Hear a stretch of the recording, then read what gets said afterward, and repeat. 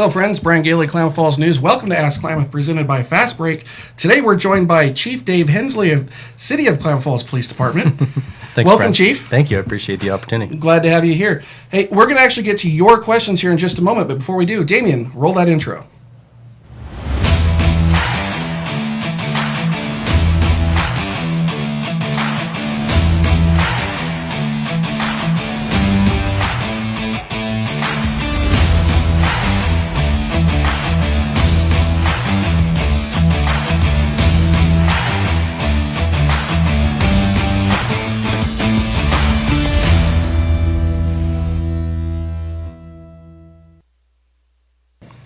Hello, friends. Brian Gailey, Klamath Falls News. Welcome back to Ask Klamath. Today, we are joined by Chief Dave Hensley of the City of Klamath Falls Police Department. Thank you for being here.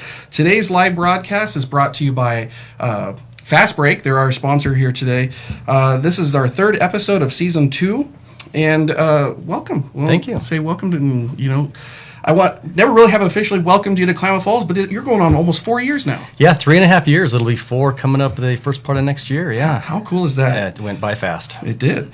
Well, I've got a bio here about Chief Hensley, and I just want to read this here off the sheet so I don't mess it up.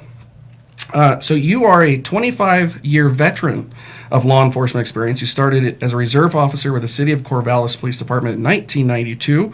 You were hired as a full-time police officer with the City of Corvallis in 93. Chief Hensley has served as a police officer, community resource officer, field training officer, detective, sergeant, lieutenant, and captain during your career. That's a lot of stuff.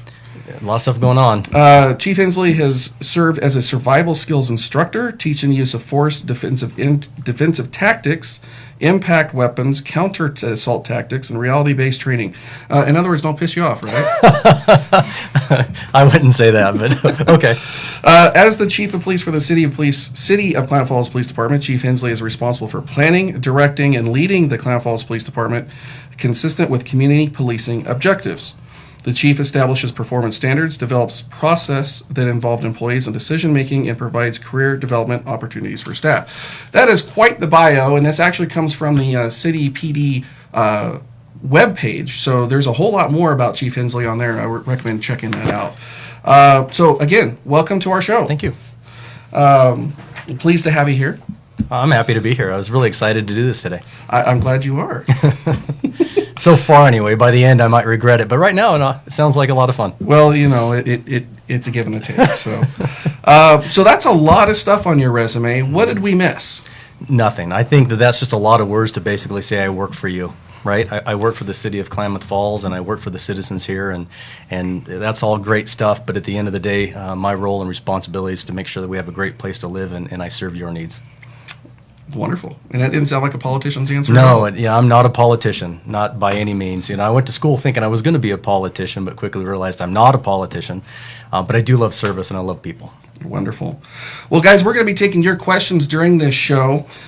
This live broadcast is for Chief Hensley. We actually asked for some questions ahead of time. We've got a whole bunch of those we're going to get to here in just a moment. But we're going to take your live questions during the show as well. So right down there in the comments, go ahead and put your questions in, and we're going to ask those at the end of the show for Chief Hensley. I do want to mention that our presenting sponsor here is Fastbreak.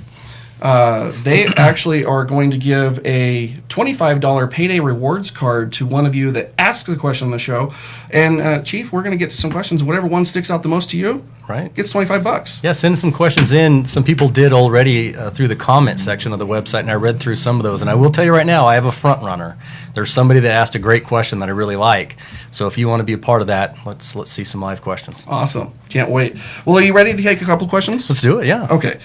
Well, 25 years, 92 is when you got started.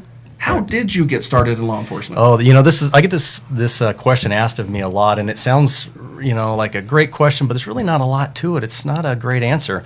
I was going to Oregon State University. I was giving Brian a bad time before we went on the air because he has a Duck hat back here, but he doesn't have an OSU hat. So we're just going to have to fix that. I need to change that. Both teams. So I went to Oregon State University, and I was studying political science. And it's kind of a funny thing. I have a BS in politics. I have a Bachelor of Science in politics. But I didn't know what I was going to do with my life, and I was talking to a counselor between my junior and senior year, and she says, "What are you going to do when you graduate?" And I said, "I have no idea." And she says, well, tell me what you like. And I said, I like people. I like the outdoors. I like something new all the time. I'm a problem solver. I like leadership opportunities. And she said, why don't you just go be a cop?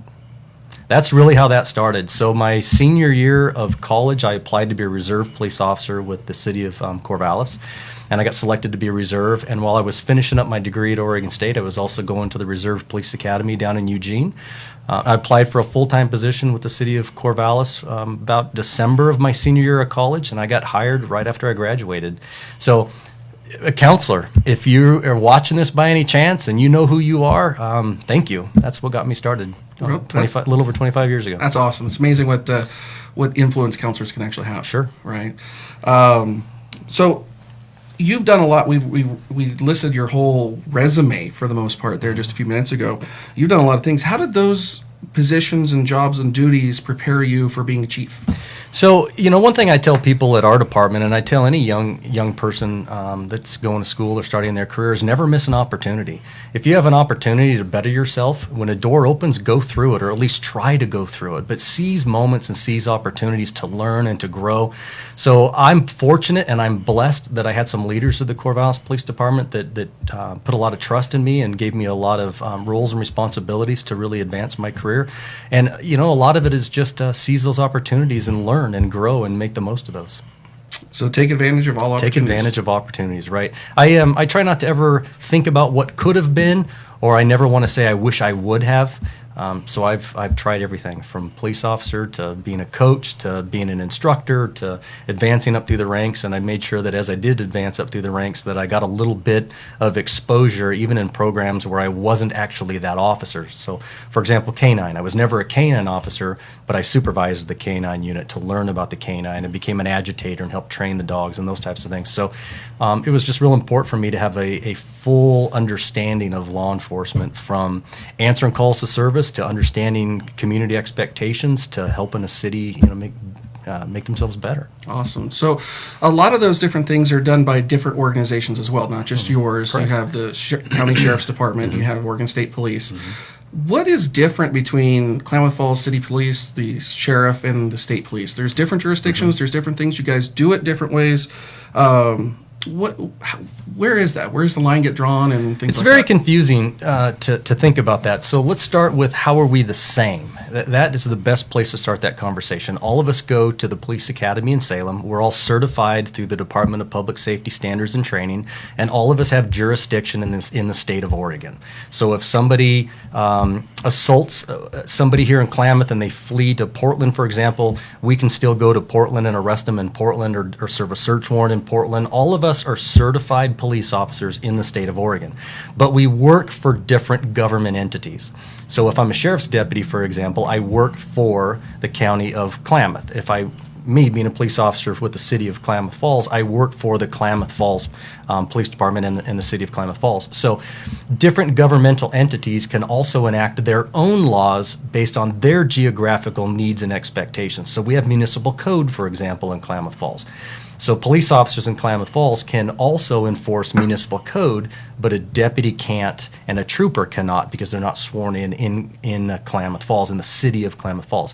Whereas I can't enforce county codes or county laws. Does that make sense? So really, we're all cops in Oregon, but we all work for different geographical governments, and we can enforce their rules and expectations as well. Very good. Well, thank you for answering that and helping clarify some of how that all works. If you've got any questions for Chief Hensley, now's a great time. We're actually going to take a commercial break here in just a moment. Reminder one more time, somebody is going to get $25 courtesy of Fastbreak, our presenting sponsor here of Ask Klamath. Share this. Let your friends know. We've got Chief Dave Hensley on the show today. Guys, we'll be right back. Fuel, refreshment, convenience, community, rewards. Fastbreak convenience stores with 7 basin locations at Madison Chevron, Homedale Fastbreak, Merrill Mobile, 97 Chevron, McDowell Fuel Good, Washburn Chevron, and Blythe Fuel Good. Fastbreak, convenience, community, service. Slow down. Slow down and move over. And move over. When you see lights, vests, Or reflectors. please give us some room. Slow down. and move over. When you need us, We've got your back. You have ours. You got our back? you got ours. You got our back? Please, slow down. And move over.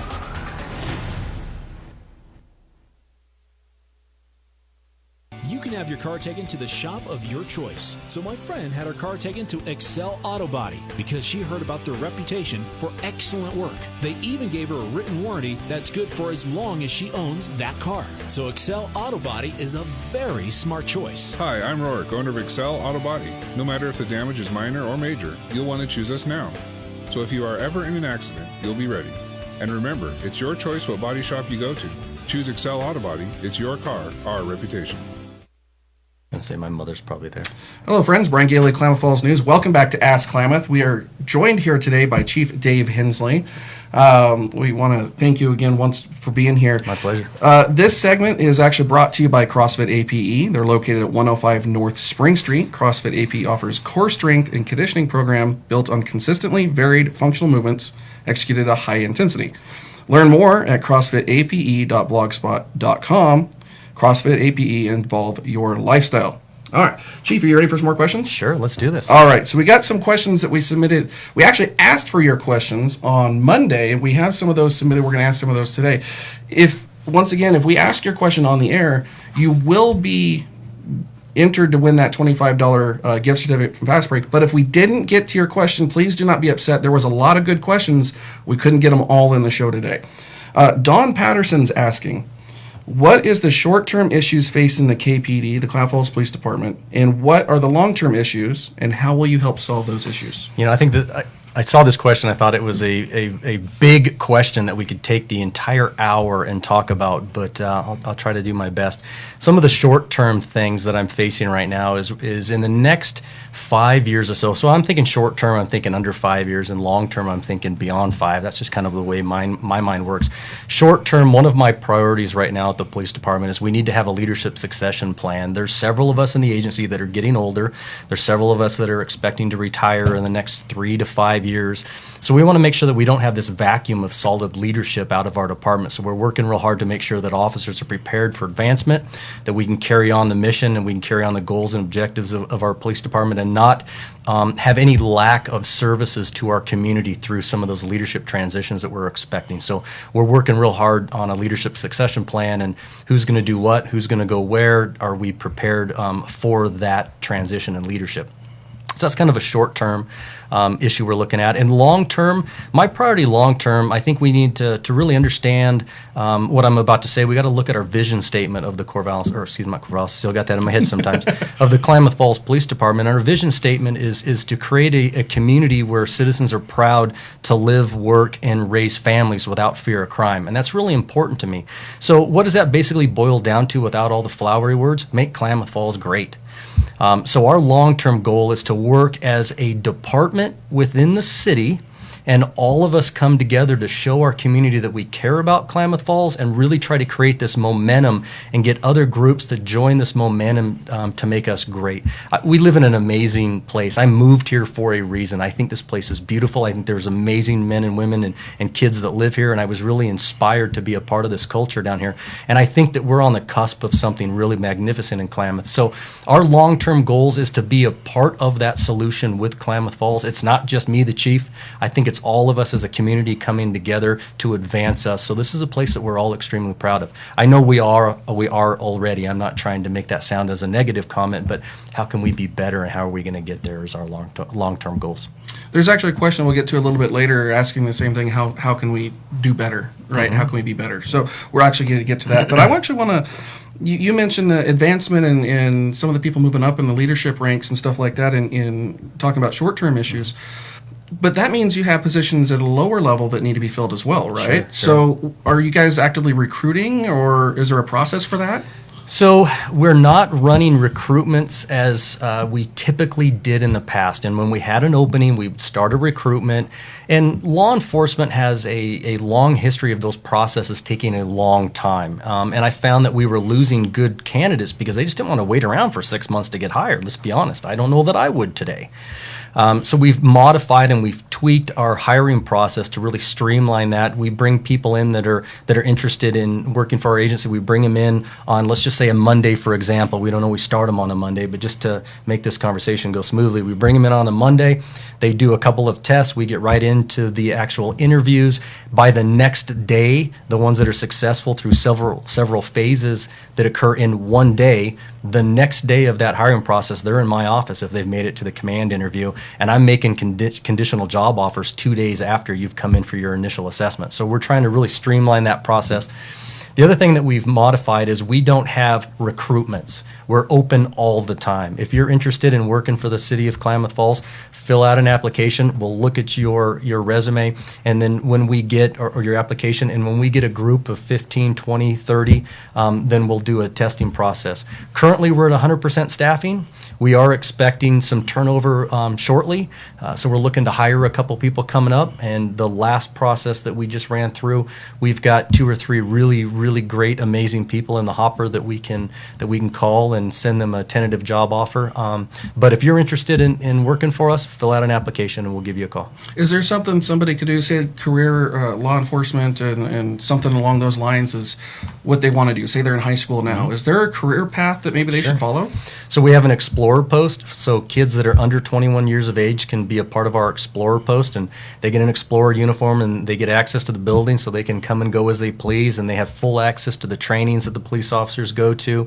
They do a lot of special events for us, so they're really handy and much needed to the police department just as far as running the business of policing. They get to do ride-alongs with the officers whenever they want, and they have a rank structure so they can promote up through the ranks within the Explorer post, and it gives them a lot of leadership opportunities. They get to see a lot about the community, learn a lot about the community at the same time. And then people that are over 21, they can join our reserve program. Our reserve program sends them through a reserve police academy, and they're actually sworn in as police officers. They wear the same uniform I'm wearing today. They have a gun and a taser, and they're trained in every piece of training that the officers partake in. And then they have levels of being a reserve, and once they move up to a level 1 reserve, they can actually go out on their own and answer calls and talk to community members as a police officer. So we have that opportunity as well. And then we also have our VIP program, which is our volunteers in policing. We just call them our VIPs because they're amazing. And we've got about a half dozen VIPs that work for us right now. And without them, we couldn't, like I said, run the business of policing. They take our cars in for oil changes. They make sure that the cars are equipped with all the needed equipment for the officers every day. Minor fixes to police cars, whatever's needed. They run errands for us, going to Staples because we're going to have a ceremony or whatever the case may be, and they're heaven sent. So if somebody's interested in just being a volunteer with us, that's a great way to get engaged and involved as well. And how would somebody become a volunteer? Just give us a call. Our telephone number is 541-883-5336, and that's right to the office. You can also Google it or look it up online. Get our phone number, give us a call. We've got information about being a VIP. We also have the Citizens Police Academy that's coming up the first part of 2019, so you can learn more about the Citizens Police Academy and get an in-depth look at what we do at the police department from the police officers. Awesome. A lot of good stuff there. Let's go ahead and move on. We've actually have, and if I pronounce your name wrong, please don't, bash me or hurt me or anything like that. So, and this one is probably one of those where I'm going to say it wrong. Liz Wurr. Again, I'm sorry if I butcher your name. She wants to know, and you actually mentioned a little bit about burglary here a few minutes ago about having a safer Klamath for all of us. She asks, how are you going to address the burglary problems here? It seems to be getting worse. We track our crime statistics every month. We implemented a program called IMPACT, and IMPACT stands for Mission Policing Through the Analysis of Crime Trends. And once a month, the first Tuesday of every month at 6 a.m., we sit down as an organization and we talk about what has occurred in the previous month. And we look at all of our crime statistics and we compare those statistics to the 2 prior months, so we have a quarter snapshot of what's going on in Klamath Falls. We then look at that quarter and we compare it to the quarter before, so we have a 6-month look back as to what's going on with crime trends. And then we also compare the current quarter to the exact same quarter a year before. So we kind of get this idea of what's going on. We look at the day that crimes occurred, the time that crimes occurred, which beat those crimes occurred in, and we look for any type of trends that we can target to mitigate those problems. Our burglary statistics over the course of the last 3.5 years really haven't fluctuated.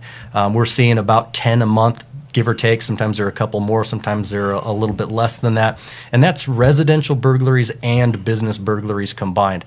And what we do is if we see any type of pattern that we can actively address, it may be that we have a suspect in one of them. So we'll go find that suspect and talk to the suspect or whatever the case may be. But we talk about those monthly and we come up with our missions to address those problems. And burglary comes up every single month. I ask the staff every month about our burglary numbers so we can actively go out and address it. I'm not going to get into too much about our tactics on how we address that, but we have a handful of things that we do to go out and find people that are responsible for burglaries. Okay. So Mike Germelis, again, if I'm pronouncing that wrong, Mike, I'm sorry. Why isn't something being done about the meth problem in our city? It's obvious everywhere you look. I saw this question too, and it's an interesting question in the way that it was phrased. And I don't know that Mike really meant to phrase it that way, but why isn't something being done implies that nothing is being done. And I found that kind of odd because we work really hard to address methamphetamine in Klamath Falls. When I got here in 2015, we did not have a drug team, for example. So one of my first priorities was to bring back the drug team. So we brought back the Basin Interagency Narcotic Enforcement Team, and they've been very proactive about dismantling the distribution, the illegal flow of methamphetamine into Klamath Falls. So I got to look at my notebook here because I'm not good at remembering numbers and whatnot. But I did write down a couple things that I thought that the audience would think was interesting. By net, since April of 2016, they've conducted 478 investigations and arrested 260 people. They've seized almost 61.5 pounds of methamphetamine, almost 2.5 pounds of cocaine. They've taken 88 illegal weapons off the street. They've conducted 61 search warrants, and they've solved 195 cases of stolen property as it relates to burglaries and theft and stuff like that. And then they've seized $138,000 in that amount of time. Just the Klamath Falls Police Department alone, not including Bynet, so these are completely different. We've conducted 20 marijuana investigations in that time.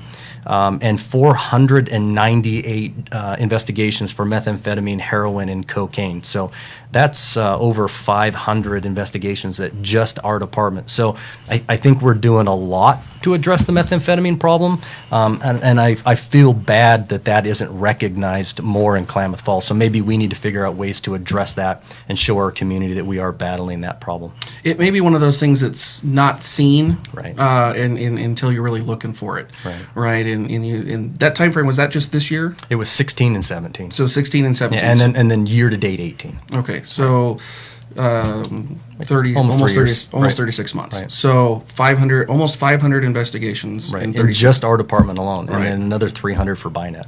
So that's something. Yeah, that's pretty significant. It is. It's kind of scary to think that there needs to be that much to start with. Right. Right. Yeah. So, but I agree, and I can't speak for everybody out there, but I certainly greatly appreciate that you guys do what you do Right. when it does come to that. So that's a great question, and thank you for the opportunity for me to be able to share some of those statistics to show that we do take it seriously and we're working really hard to address it. Awesome. Well, guys, we're running a little long on our time, actually. So we are going to be taking a break here in just a moment, but I want to remind you, now is a great time to get your questions in for Chief Hensley. We are going to be asking your questions from the feed here in our live feed for him a little bit later in the show. And one of you will get $25 from our presenting sponsor, Fastbreak. Guys, we're going to be right back after these commercials. Fuel, refreshment, convenience, community, rewards.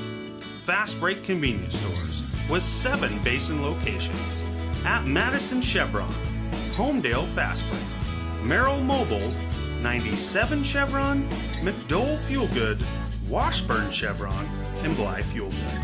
Fastbreak, convenience, community, service. Slow down. Slow down and move over. And move over.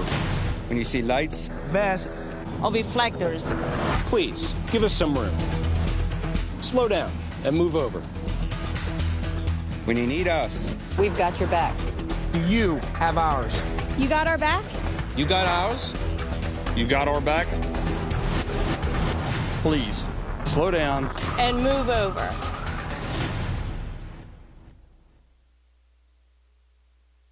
You can have your car taken to the shop of your choice. So my friend had her car taken to Excel Auto Body because she heard about their reputation for excellent work. They even gave her a written warranty that's good for as long as she owns that car. So Excel Auto Body is a very smart choice. Hi, I'm Rorik, owner of Excel Auto Body. No matter if the damage is minor or major, you'll want to choose us now. So if you are ever in an accident, you'll be ready. And remember, it's your choice what body shop you go to. Choose Excel Auto Body. It's your car, our reputation.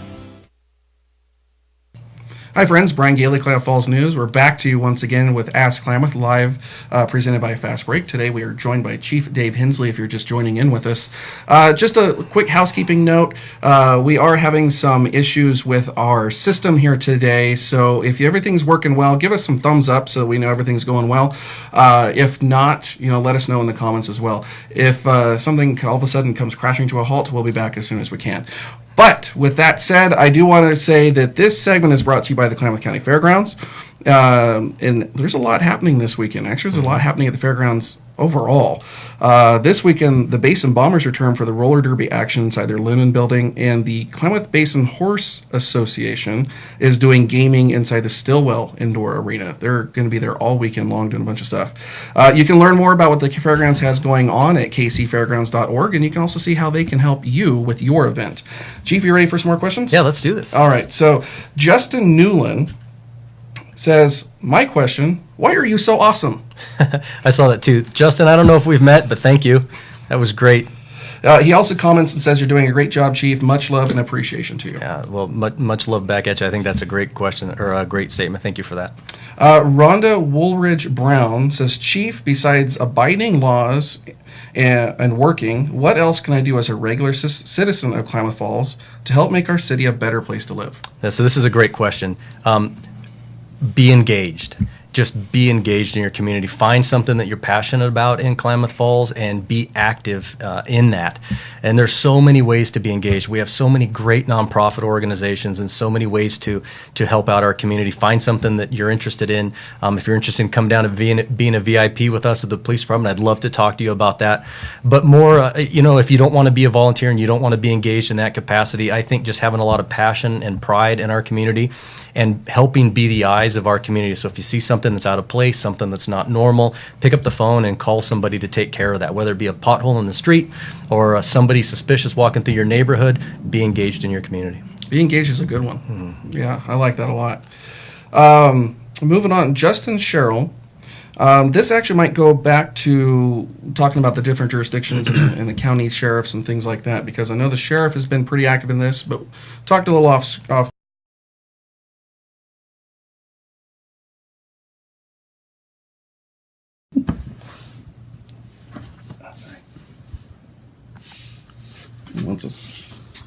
Are we going? Are we live? Hi, friends. Brian Gailey, Klamath Falls News. We got Chief Hensley over here. Let's see if we can get him over here. So we had some technical difficulties. It helps when you actually charge your devices. So we dropped the feed, and we apologize for that. But we are back.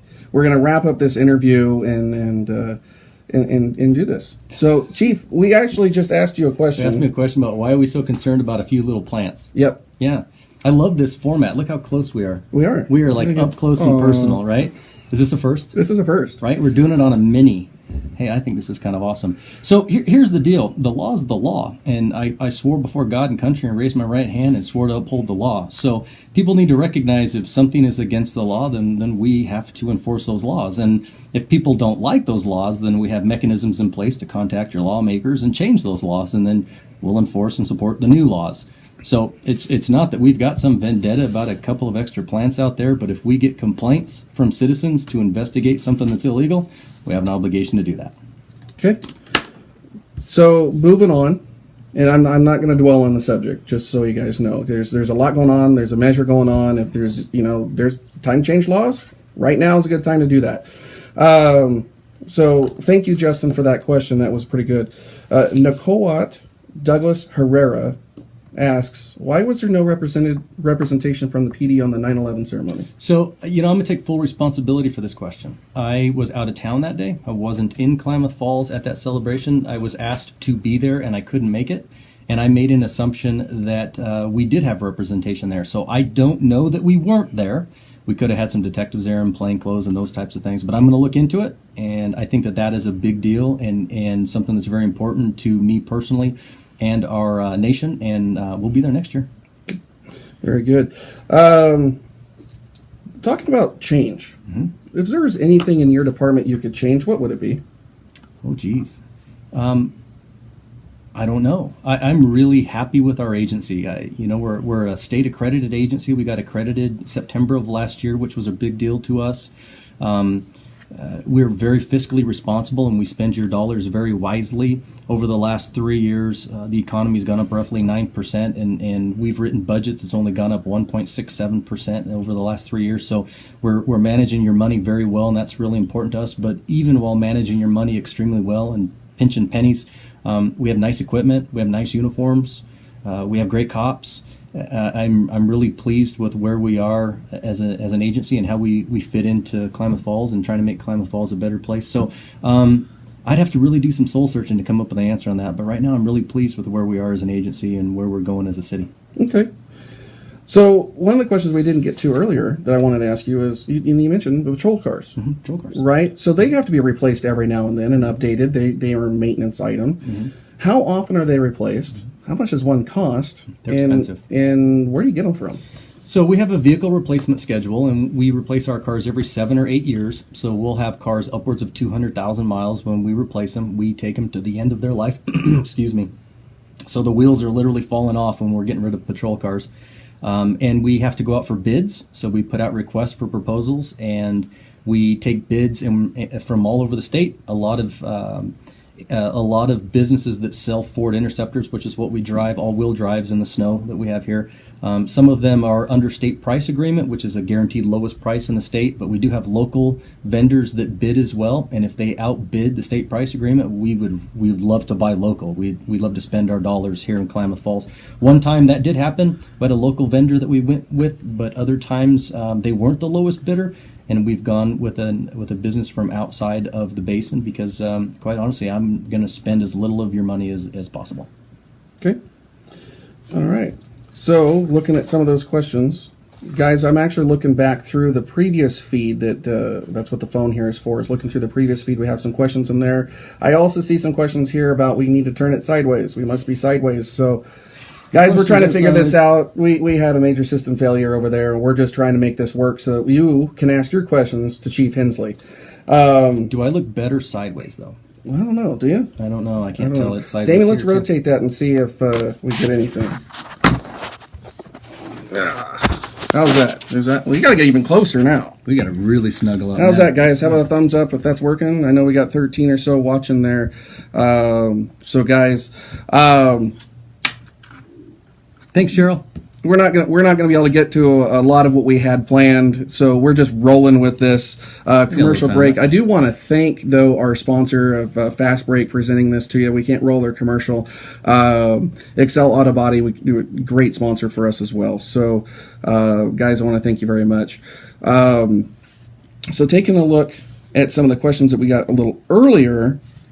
Kimberly Elliott says, would you comment on the new public nuisance ordinance that was just passed? So she must be talking about the human waste ordinance. We put that together in response to our community. Let me back up even further. I think it's really important for a police department to be successful. We have to police based upon the needs and expectations of the town. And if we don't do that, there's going to be a lack of trust and those types of issues. So we had a lot of people asking for us to do something about human waste downtown, and we didn't have an ordinance that specifically addressed it. We could cite someone for urinating in an alley, for example, for criminal mischief, but criminal mischief is a criminal event, and I just didn't, me personally, I didn't feel that that was appropriate, that we could arrest somebody for a bodily function. But there are times where that bodily function is creating damage and is a significant nuisance to businesses, so we needed to do something to uphold an expectation of downtown and uphold an expectation of the citizens of Klamath Falls. So we put that ordinance together and council passed that. It will take effect in probably another 2 weeks. I think that will become effective as a violation. So if somebody is caught doing that, they could receive a citation. Up to $250 would be the fine. Okay. We do want to give a quick shout out to one of our sponsors, Shasta Family Dental. Dr. Minnie Brown created a great team. They hold high value in family, community, honesty, integrity, and compassion. Kind of sounds like the police force. Yeah, They I like provide that. quality, compassionate dental care and trust throughout respect for the patients. They care for you and the community. Shasta Family Dental, we're located right across from your office. Yes, right across the on street. Shasta Way. Learn more at shastafamilydental.com. So we're going to have an opportunity, Chief, for you to be able to talk about what it is you would like to talk about. What's on your mind? You know, let's go back to that question. If there's something I can change, I really like that piece of it. I want to back up, and I applied to be the chief in Klamath Falls 3.5, almost 4 years ago now. And one of the things that really drew me to this area is when I came down to visit, and I had an opportunity to talk to a lot of the community members here about how much energy there was to make Klamath something really special. And man, I was really motivated, and I was really inspired by that. And I think if I ever just got an open mic, kind of like I do right now, I got to talk about whatever I wanted to talk about, I think that it's really easy for us to see the negative things about Klamath Falls, but we have to pause and really take a hard look at where we live. We live in a beautiful place, and we have some amazing people that live here. This is the most giving community that I have ever experienced or lived in. When we try to do a fundraiser for children, for Shop with the Cop, for example, the amount of money that people donate to good causes like that is just absolutely beyond me. And we need to all just kind of take a collective pause, take a look around, and realize we have something real special here, and we need to, in my opinion, just really value that and believe in that. Very good. So live questions, we looked at through the last feed, and there are a couple others that we're going to ask here, but one last chance, guys. If you're watching and you got a question for the Chief, go ahead and put it down in the comments right down there. We can see them. Frank Keller says, are patrol officers supposed to wear their seatbelts while in the patrol vehicle patrolling? Yes. We have policy that dictates that occur. Even the people in the back seat have to wear seatbelts, and if that's not occurring, there could be a whole host of reasons as to why that's not. For example, maybe they're going to a call and they're a few hundred yards away and they take their seatbelt off to get out of their car quicker. Some things like that I wouldn't get too concerned about, but routine patrol, just driving around, got to wear your seatbelt. Okay, so got to wear the seatbelt. I'm actually looking through here. Cheryl, I want to thank you for letting us know we needed to go the other way. If you are just tuning in, guys, we actually are really impromptuing this right now as we're winging it. It's true. Our main feed, unfortunately, has failed, and we are going to look into that and fix that. But we are wrapping this up here. We want to appreciate you guys. If you watch that one, you're watching now. Thank you very much. Was there any of those questions so far? You said you had a front runner earlier. Is that front runner still front running? Yeah.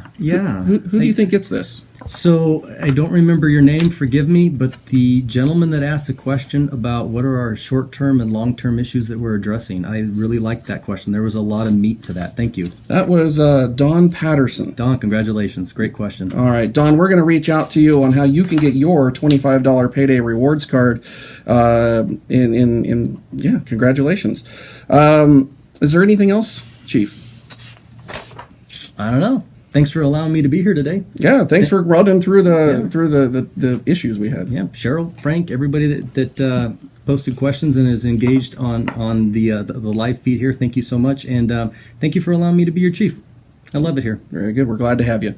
Guys, this is going to wrap it up for us. Again, I apologize for the video the way it is right now. We're going to work on our production and see what just happened. That iPad just crashed. So we were fully charged, but then we weren't. So anyway, Chief, thank you for being here. Absolutely. Ask Klamath is a production of Klamath Falls News, and I am Brian Gailey. Off camera behind us is our producer, Damien. He's actually holding the iPad, the other iPad that we have that we're on right now. That's funny. If you didn't catch the entire broadcast of either part, you can watch both of those after Facebook does their magic. And if you've been entertained, I know I have today. I've learned something from this man, but our system, woo, gotta love it, right? Technology works great until it doesn't. So next time, our guest is actually going to be Chip Massey from Klamath Community College. He's going to be talking workforce development at KCC. There's a big thing going on over there we're going to be chatting about. Guys, this is Chief Hensley. I want to thank him for being here, and we will see you around the basin. Be safe.